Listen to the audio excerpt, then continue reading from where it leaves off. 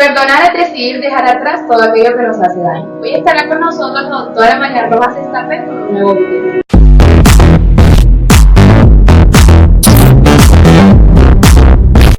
Comenzamos hoy con una invitada de lujo, que además es alumni de Orvalle. Ella es psiquiatra, desde el 2007 imparte conferencias por todo el mundo sobre el cerebro, el estrés, la felicidad, el bienestar y el optimismo, temas sobre los que investiga para llegar al fondo de la mente y entenderlos. Además, y tras el éxito de su primer libro, Cómo hacer que te pasen cosas buenas, acaba de lanzar su segundo libro, en el que nos ayuda a encontrar nuestra persona vitamina. Seguro que ya sabéis con quién estamos hoy.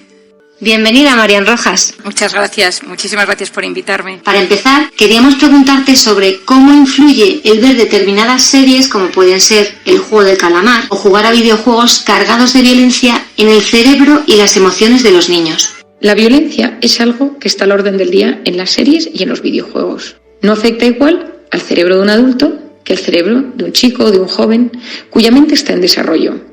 Lo primero que tenemos que hacer es distinguir la agresividad de la violencia. La agresividad es un instinto natural, igual que tienen los animales, para sobrevivir en el entorno. Es algo biológico e instintivo. Con la educación conseguimos modularlo. La violencia, en cambio, viene de la conducta aprendida. Por eso hay que tener mucho cuidado. Si una persona se dedica a ver o a jugar con videojuegos donde la violencia es algo primordial e importante, una de las cosas que va a suceder es que el cerebro va a aprender y va a querer replicar. Pero también sucede un tema muy importante. Y es que cuando se estimulan las zonas de la agresividad y de la violencia, disminuyen las zonas de la empatía y de la sensibilidad. Es decir, una persona acostumbrada a estar todo el día relacionada con agresividad y violencia será una persona menos empática. La empatía es la capacidad que tiene el ser humano de ponerse en el lugar del otro, de entender las emociones de los demás y de ayudarles en consecuencia. Cuando uno ve series, por ejemplo, la serie del calamar, que me parece que es un caso muy importante, el adulto puede verlo y puede hacer un juicio crítico al respecto. Puede darse cuenta de que existe la violencia, de qué va el juego, del componente tan intelectual o tan interesante que existe sobre la crítica a la sociedad y hacer un discernimiento al respecto. En cambio, el niño se queda con esa parte violenta y quiere replicarlo. Y muchas veces ese estímulo tan fuerte que recibe al observar la agresividad lo replica con sus amigos o en las reacciones que tiene ante la frustración. Hoy en día se ha visto las consecuencias que está teniendo en los jóvenes el ver series como la de calamar, aunque siempre ha existido la violencia y la agresividad en la televisión o en el entorno, pero sabemos que el cerebro del niño no se desarrollará igual si existe agresividad en su entorno, por ejemplo, en una familia donde los padres se gritan y se pegan, en una familia donde las personas se tratan con cariño y con cordialidad. ¿Y qué ocurre cuando los niños o adolescentes pasan tantas horas jugando o viendo tanta violencia? La exposición continuada a la violencia genera una respuesta neutra, es decir, el cerebro es como que se insensibiliza y le cuesta sentir, le cuesta emocionarse y se convierte en un ser cada vez más frío. La verdad es que es impresionante cómo la visualización de violencia puede afectar tanto a los jóvenes. Otro tema del que queríamos hablarte es de la pandemia silenciosa de la salud mental que hemos sufrido durante el confinamiento. Hace poco la revista científica The Lancet publicó un primer estudio que cuantificaba el impacto del COVID en la prevalencia de la depresión y de la ansiedad en la población mundial. Se calcula que en contextos pandémicos los trastornos relacionados con estas enfermedades aumentaron hasta un 25%. Esto es una barbaridad. O sea, que queríamos preguntarte qué recomendaciones nos haces como padres para prevenir y detectar estos trastornos en nuestros hijos y también en nosotros mismos. Durante la pandemia hemos visto un gran aumento de trastornos mentales. La persona que era un poco obsesiva tiene un trastorno obsesivo más grave. La persona hipocondríaca tiene síntomas más severos de hipocondría. La persona ansiosa sufre de ataques de ansiedad. Es decir, el hecho de haber vivido en incertidumbre y aislados y sin capacidad de relacionarnos de forma sana con el entorno ha hecho que muchas personas estén solicitando ayuda. Los jóvenes también han sufrido mucho, porque los jóvenes necesitan naturaleza, necesitan el trato con iguales y necesitan tener una buena gestión de la pantalla. Y durante muchos meses los jóvenes se han visto envueltos del mundo digital las 24 horas del día. ¿Qué ha sucedido? Trastornos depresivos, bajado de autoestima, voz interior que les machaca, problemas de alimentación, problemas de ansiedad y una adicción muy severa a los videojuegos, a las pantallas, al WhatsApp, una incapacidad para soltarlo hoy en día.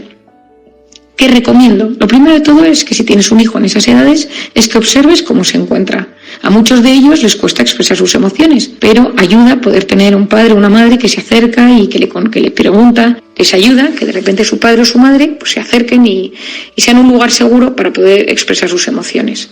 Por otro lado, los hijos no van a hacer cosas que nosotros no hagamos como padres. Es decir, si nuestros hijos nos observan enganchados al teléfono, si nos observan irritables, tristes, sin ilusión, probablemente ellos también se contagien de ese estado anímico. Hay que intentar modificar un poco también el estado anímico familiar, porque muchas familias, muchos hogares lo han pasado muy mal. De ahí la importancia, como mencionabas antes, de dar ejemplo a nuestros hijos en todo momento. Como padre, te recomiendo que observes a tu hijo, que le preguntes cómo se encuentra, que le preguntes cómo están los amigos de su clase, cómo siente la concentración, si le cuesta más retener información, si nota que tiene menos memoria, si tiene ansiedad. Explicarle que quizá tú en algún momento también has sentido angustia, que te ha costado dormir por las noches y que intentes analizar y observar cómo se encuentra su mundo interior.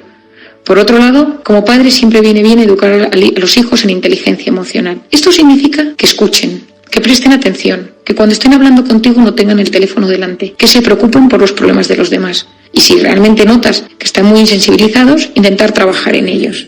Muchos de los padres o educadores que nos escuchan tratan a diario con adolescentes. ¿Qué consejo les darías, además de la paciencia y comprensión, para acompañarlos en esta etapa de cambio constante tan difícil? Como educador, como padre, también recomiendo que entiendas que el cerebro de tu hijo está en pleno desarrollo. Es un cerebro que necesita vivir emociones intensas, que de repente tiene dudas de su identidad, de su forma de ser, que de repente se rebela contra la autoridad, que las normas de casa le parecen todas demasiado estrictas. Es decir, es una evolución lógica. Entendiendo que esa fase es normal, y en esto te puedo recomendar que, por ejemplo, leas el libro de Daniel Siegel, La tormenta cerebral, sobre la adolescencia, puede ayudarte muchísimo a saber lidiar con ellos. Este autor, Daniel Siegel, también tiene un libro para niños que se llama El cerebro del niño. Te lo recomiendo si tienes a un hijo en casa al que no sabes gestionar bien, que no entiendes qué le está pasando en su cerebro, porque comprender es aliviar. Y cuando uno comprende, se siente aliviado. Cuando uno comprende a su hijo, siente alivio. Y cuando uno comprende que muchas de las reacciones y comportamientos que tienen un trasfondo biológico, te sentirás aliviado. Tomamos nota de ese libro de Daniel Siegel, La tormenta cerebral, para acompañar a nuestros hijos adolescentes. Para terminar, nos gustaría que nos contaras un poco de tu último libro.